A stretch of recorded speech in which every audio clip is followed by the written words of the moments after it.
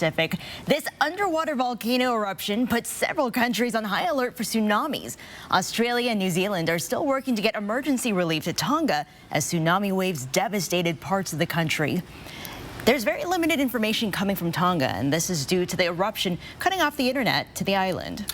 Meteorologist Matt Gray explains why this part of the world is a volcano hotspot and has more in common with the Northwest than you might think.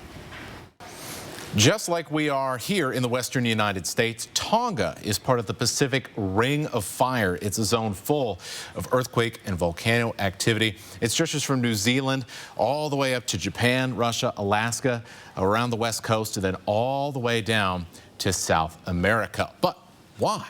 Well, the floor of the Pacific Ocean is being pushed beneath the harder rock that makes up the continents around it, plate tectonics, creating deep ocean trenches and fault lines where these pieces of earth come together.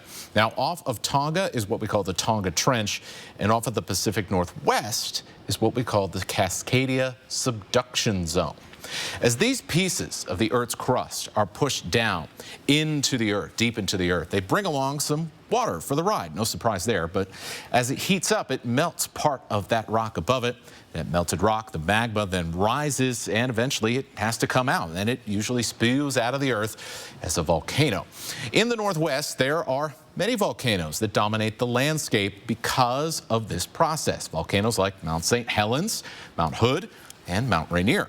There's also been a long history of earthquakes and tsunamis on the coast because of that Cascadia Subduction Zone.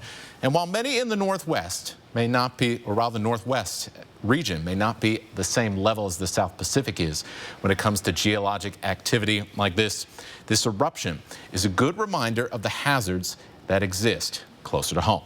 Believe it or not, we can measure the eruption from Tonga here in Spokane. For how we did that, head right over to KXLY.com.